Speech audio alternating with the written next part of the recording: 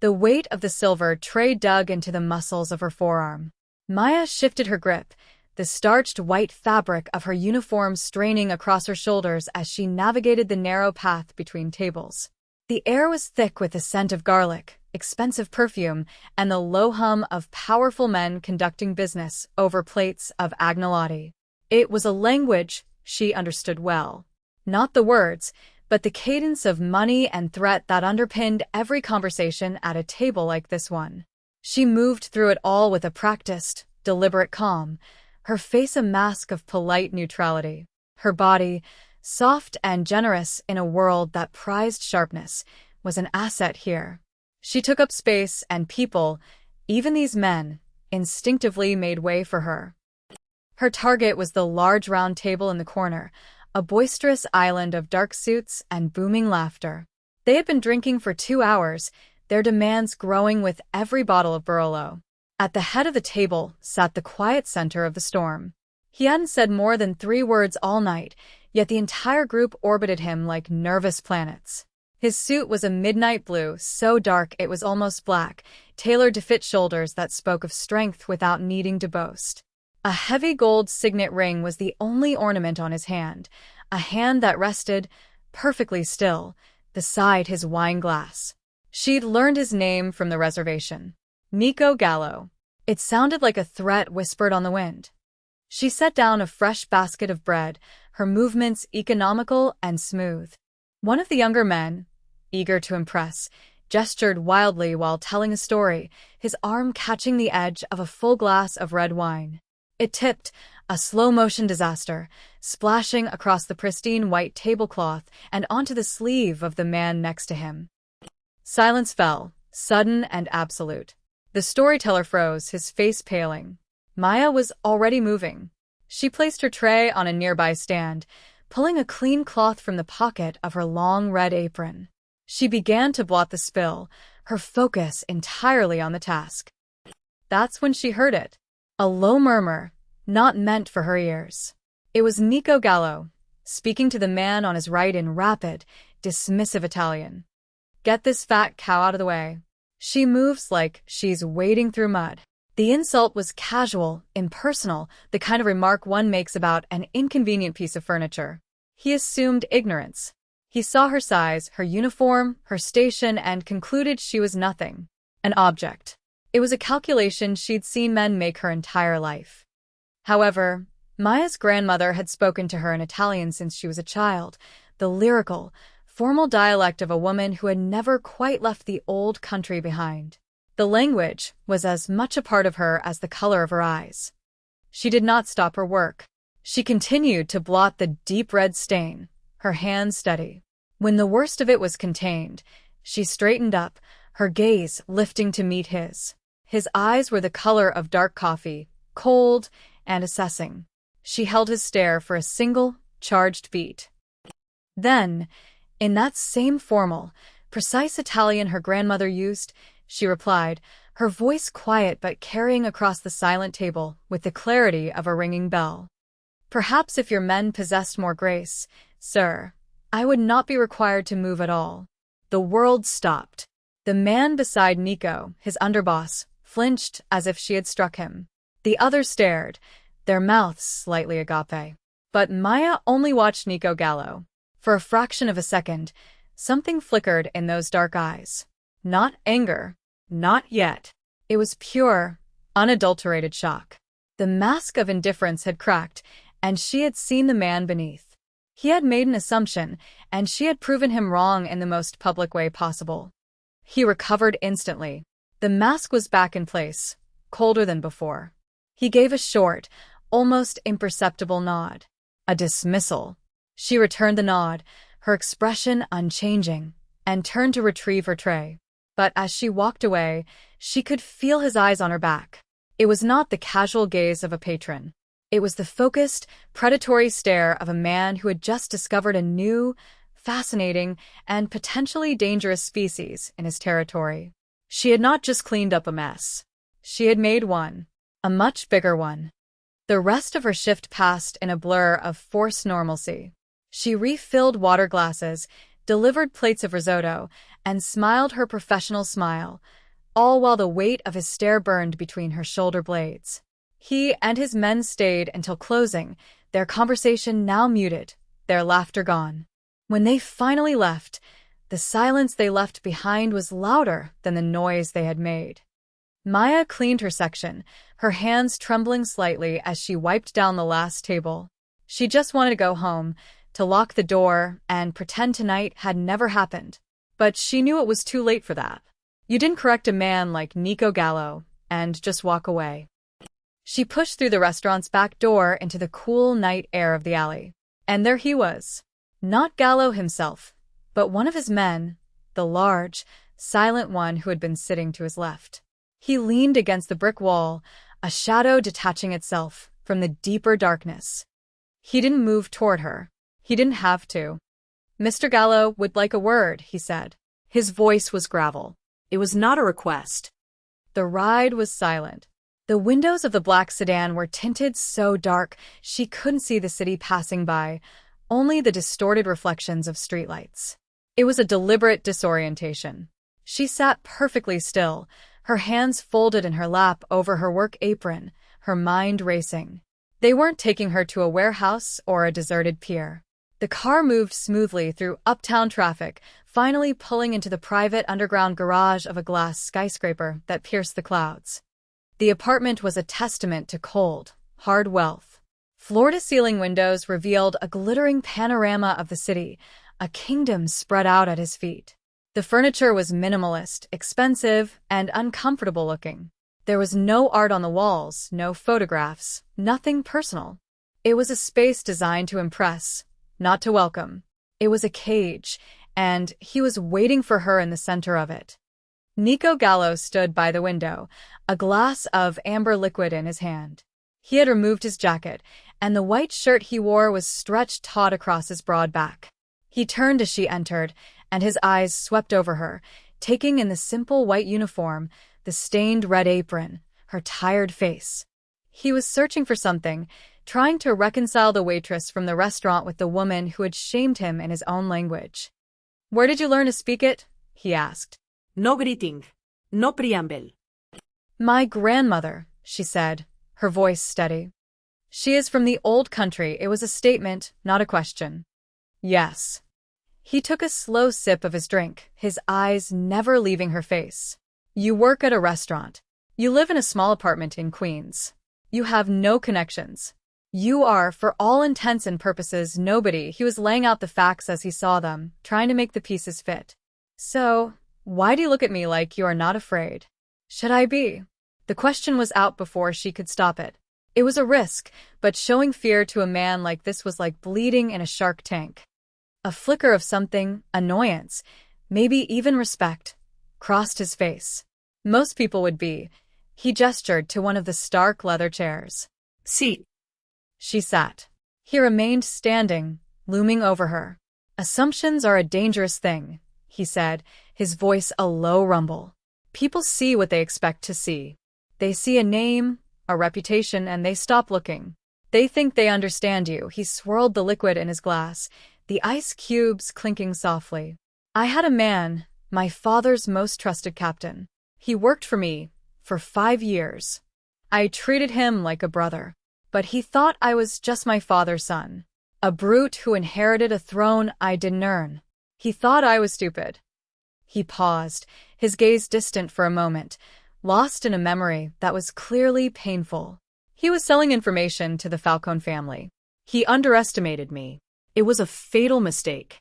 For him, the parallel was unmistakable. He had underestimated her. And he was letting her know, in no uncertain terms, what happened to people who made that mistake. His phone buzzed on the marble countertop, a harsh, insistent sound. He glanced at the screen, and his entire demeanor shifted. The predatory calm was replaced by a sudden, sharp-edged tension. He answered, speaking in a rapid, clipped tone. Maya couldn't understand every word, but she understood enough. Warehouse. Pier 12. Falcone. Then attack. She saw the muscles in his jaw clench. He ended the call and turned to his underboss, who had been waiting silently by the door. "Get the car." Tell Marco to meet us there. No one else. In the sudden flurry of activity, she was forgotten.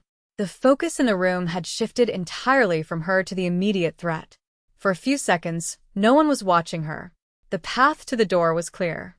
She could stand up, walk out, and disappear into the night. It was her chance. Her rational mind screamed at her to run. But she didn't move. Her eyes were fixed on Nico's hand. As he grabbed his jacket, she saw a dark red stain blossoming on the cuff of his white shirt. A small, deep cut just above his wrist, beaded with fresh blood. It was a minor injury, probably from a shard of glass during the chaos at the restaurant, something he hadn't even noticed. She stood up. The two men paused, their attention snapping back to her. She walked not to the door, but to him. She reached into her apron pocket, her fingers closing around the folded, clean cloth she always carried. Without a word, she took his hand. It was warm and calloused, a stark contrast to the smooth, cool fabric of his shirt. His skin was rough against hers. He went rigid, his body tensing at her touch, but he didn't pull away. She wrapped the cloth tightly around the cut, her movements deft and practiced from years of dealing with minor kitchen injuries. She pressed down, applying firm pressure. "You'll bleed on your suit," she said, her voice barely a whisper. She finally lifted her eyes to his. They were inches apart.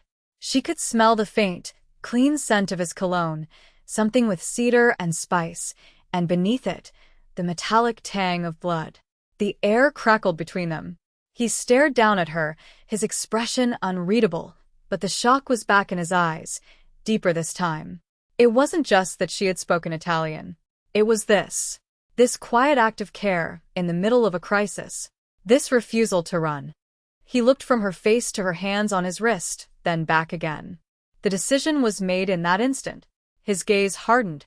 The moment of vulnerability, if it had ever existed, was gone. "You're not going anywhere," he said. The words were flat, absolute. "You stay here. Wait for me."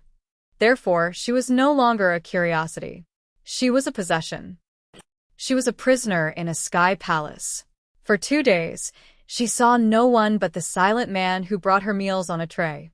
The apartment was a void, echoing with the silence of her captivity. She explored every room, finding nothing but more evidence of a life devoid of warmth. His closet was filled with identical dark suits, his bathroom with expensive, unscented soaps.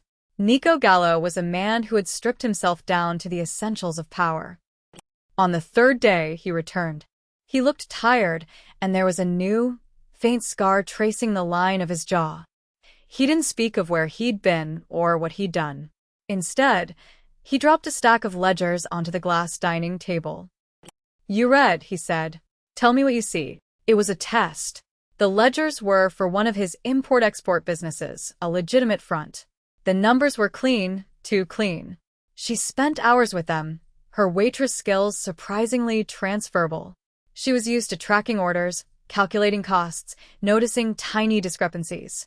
By evening, she had found it. A pattern of payments, disguised as shipping fees, that didn't add up. It was subtle, a careful siphoning of funds. She showed him.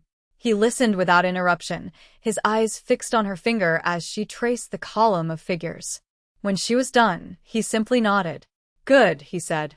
And for the first time, she felt a sliver of a different kind of fear.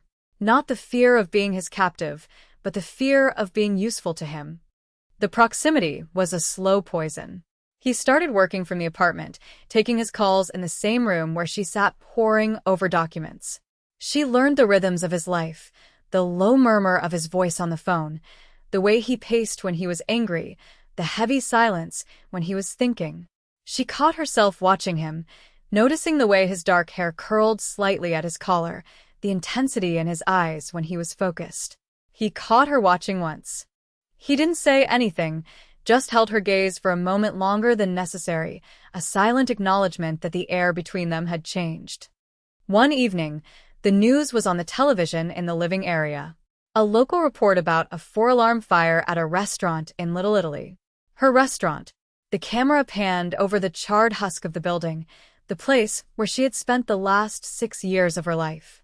It wasn't an accident. The fire marshal was calling it arson. A cold dread washed over her. It was a message. For him. They knew he had taken an interest in the waitress. They had destroyed her world to get to him. The room tilted, and she gripped the edge of the table to steady herself. He came to stand behind her, his presence a wall of heat at her back. "They won't touch you," he said, his voice a low growl. It was meant to be a reassurance, but it sounded like a vow of ownership. Anger, sharp and hot, cut through her fear. "They already have," she snapped, turning to face him. "This is because of you. Because I made the mistake of showing you I was more than a piece of furniture." "Yes," he said, his face hard. "It is. And I will handle it." He was planning a retaliation. She knew it. She could feel it in the tense energy that filled the apartment, in the hushed, urgent phone calls he now took in the other room. He was going to meet with the Falcons. A sit-down. She heard the name of the place, an old social club in the Bronx. She knew it was a trap. That night, she couldn't sleep. She found the plans he had been reviewing left out on his desk. A map of the neighborhood, diagrams of the building. He wasn't walking into the ambush blind. He had a counterplan, a way to turn their trap back on them. But as she studied it, her blood ran cold.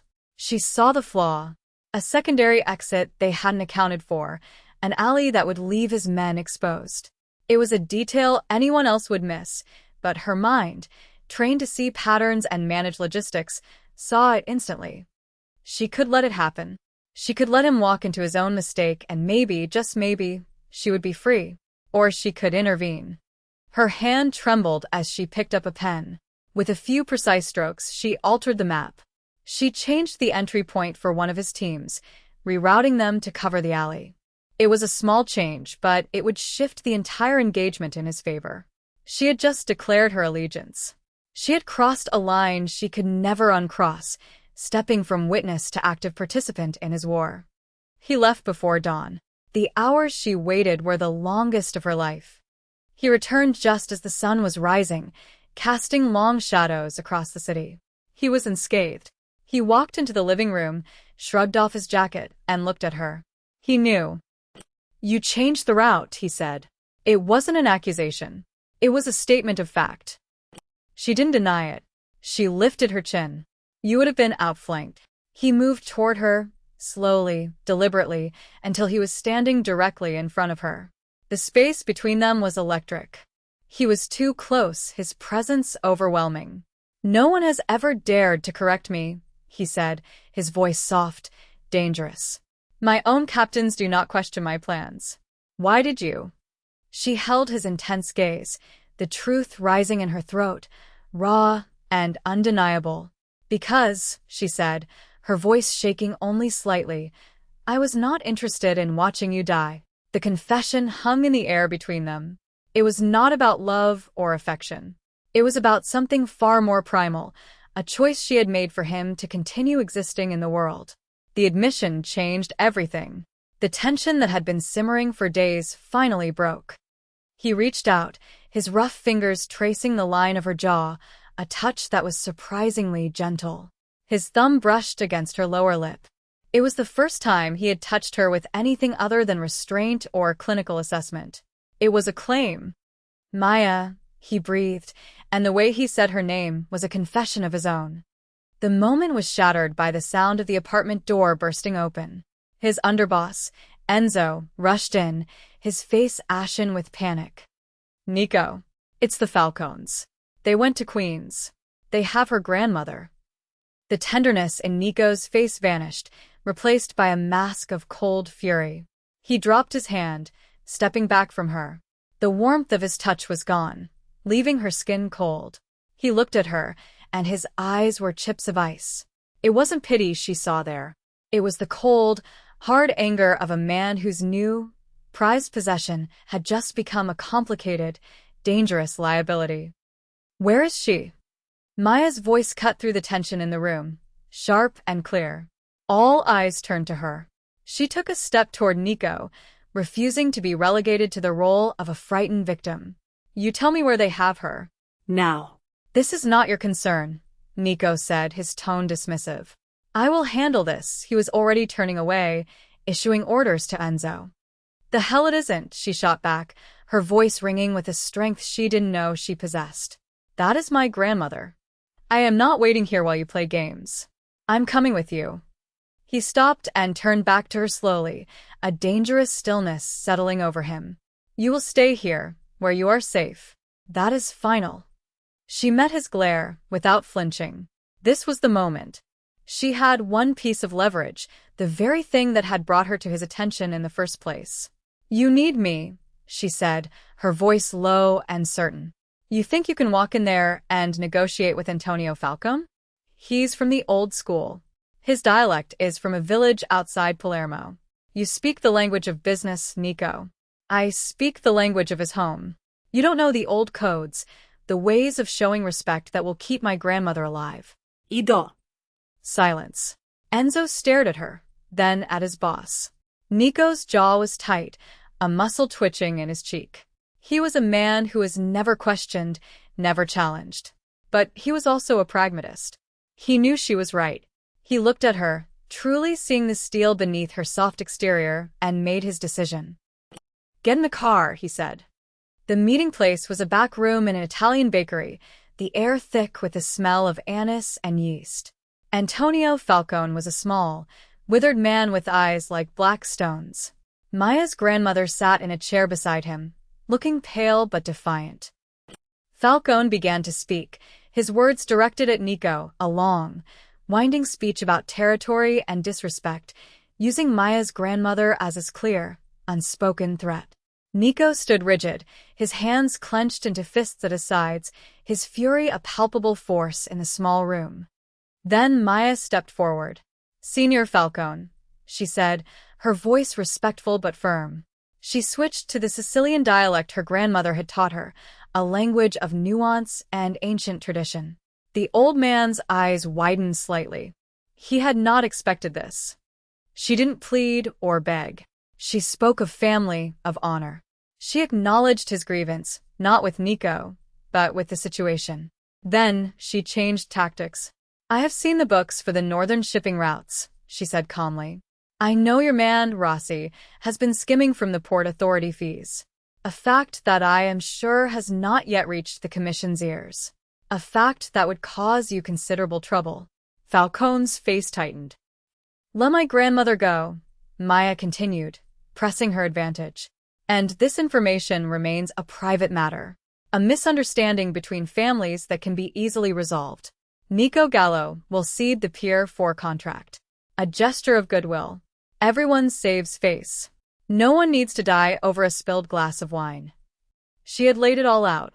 An insult, a price, and a solution.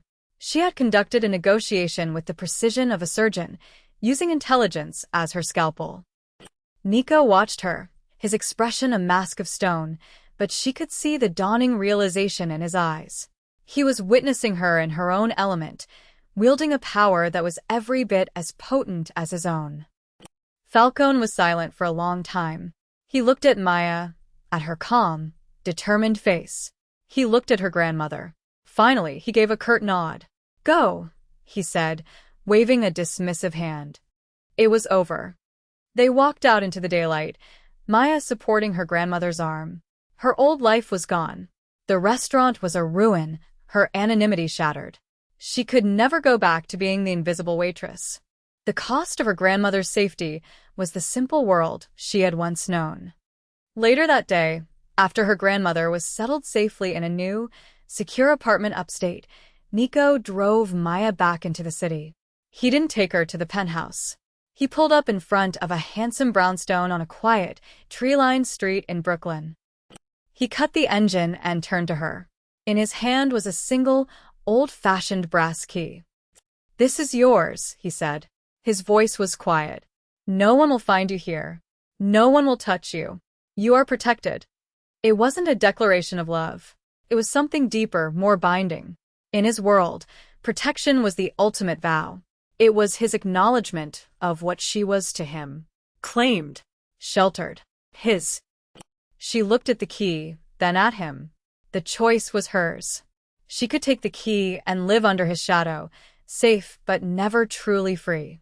Or she could refuse and walk away into a life where she would always be looking over her shoulder. She took the key from his hand. Her fingers brushed against his, and a jolt passed between them. The story ended here, in this quiet car on this peaceful street. But another one was about to begin. She got out of the car and walked to the door of the brownstone. He remained in the driver's seat, watching her, giving her the space to make the final choice. He would not follow unless invited. She looked at the heavy oak door, at the key in her hand. She thought of the woman she was a week ago, the one who moved through the world trying to be unseen. That woman was gone. In her place was someone who had faced down a monster and found a strength she never knew she had. With a steady hand, she slid the key into the lock. It turned with a satisfying click. She pushed the door open, stepping over the threshold into the cool, dark entryway. Then she turned back and looked at him, leaving the door wide open behind her. It was an invitation. It was an acceptance. Across the street, Nico Gallo got out of the car and started to walk toward her.